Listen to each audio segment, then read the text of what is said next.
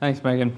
And thanks to the GIA team here this week. It's pretty cool to finally be standing up in front of people. I think I've been cooped up in my apartment for the last 18 months, so kind of learning how to speak again. But it's great to see everyone.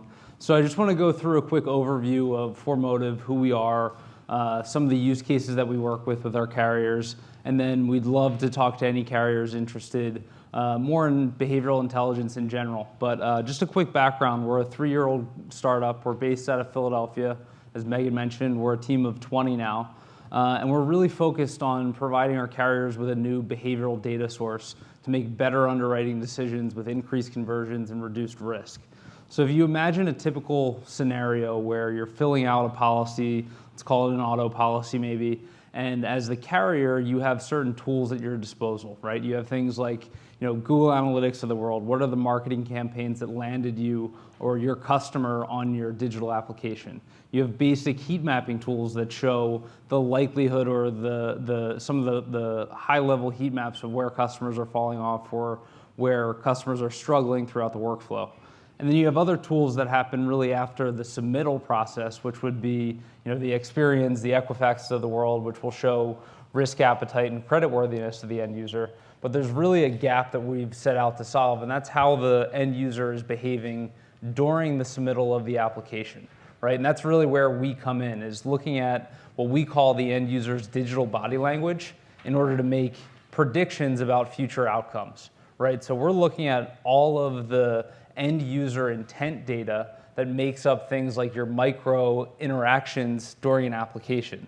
So things like your time spent on individual form fields, time spent hovering, your mouse movements, corrections, copy and paste. All of these small little behaviors ultimately show and tell a story about what the end user is trying to do. Are they trying to manipulate their answers in order to get a better rate? It'd be nice if the carrier knew about that in real time. Is the end user trying to, maybe they're showing frustration signals and they're likely to call into the call center because they're having trouble with the application. Again, if we had as carriers the answers to these questions in real time, you can really start to deliver on some of the personalized customer experiences that read and react ultimately to the end user's behavioral cues sitting behind the screen, right? So what we've done, and just to give a quick overview on how it works, we've started with a behavioral collection tool, right? So we have a lightweight JavaScript that embeds directly in our carriers' websites in their application or through a tag manager. The cool thing about this is there's no PII collected. So in terms of getting up and running, getting through procurement and some of those fun things takes weeks, not months. So usually we're up and running with a full implementation collecting behavioral data within about 1 to 2 weeks. And then the other things that you see here on this slide are all about how we actually take action on the data that we've collected. Right, so one example would be we have an agent-based carrier using the solution, and they want to start with things like detecting certain signals. So we have a signal studio where the carrier can come in and say, hey, I want to be alerted anytime an agent changes the previously insured carrier field after a quote's been issued. For them, that's something that's a sign of manipulation, and they might want to flag that for manual review. We have other carriers that are doing things like, hey, anytime a direct-to-consumer use case, anytime they paste last name, we want a signal there, because why would a normal, genuine user paste their last name?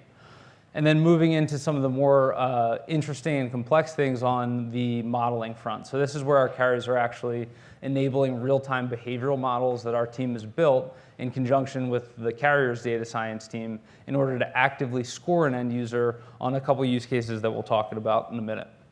And then lastly, we really view ourselves as an enterprise solution. So we typically go in on the digital experience and conversion side, and quickly within about a year, we're deeply embedded with the carrier's data science, claims, and underwriting teams. And just to go through real quick on some use cases here. So we've got, this is actually cherry-picked from one of our current P&C carriers, but this kind of gives a good light in how they're looking at it. So they look at our data set as being able to pinpoint groups of users that are much more likely or much less likely to do something. In this case, it's your likelihood to call and your likelihood to buy. And if we see that bottom left-hand quadrant down here, or right hand over here would be the will call and the agent intervention, right? So the customer that is going to call into the call center and probably be a window shopper. In that case, that might be someone where you don't want to invest a $25 phone call and would rather divert them to a digital channel to self-serve. We have other customers that look at that a different way and say, hey, I'm willing to take that hit because there's an 80% conversion rate when someone calls into the call center. And this use case is with another P&C carrier. This is a remarketing use case where we've actually looked at the way in which users flow through the application. We're producing scores for them. So we're saying, what's your likelihood to call into the call center and what's your likelihood to purchase a policy based on all of the behavioral data that we've collected. What they've done is they said, hey, we think that there's going to be a lift in remarketing if we can remarket to that customer differently after having not bought a policy. So in this case, we've grouped users into 5 different categories based on the scores that we've produced. And they're basically sending different email campaigns based on how likely they were in that process to either call or buy. Now, the really cool thing is with this one use case and this one day one email alone, we netted an 8-figure return for this carrier in remarketing sales that was directly attributed to ForMotiv's behavioral segmentation. And it's really acted as the catalyst to do this in real time.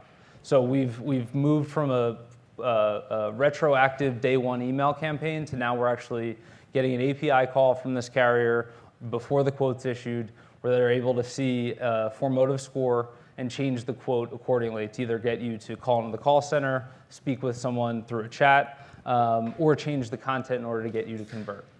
So myself and Woody here, who runs our marketing, will be around all day tomorrow. We would love to talk to any carriers that have any interest in behavioral intelligence, and we really appreciate the time. Thank you.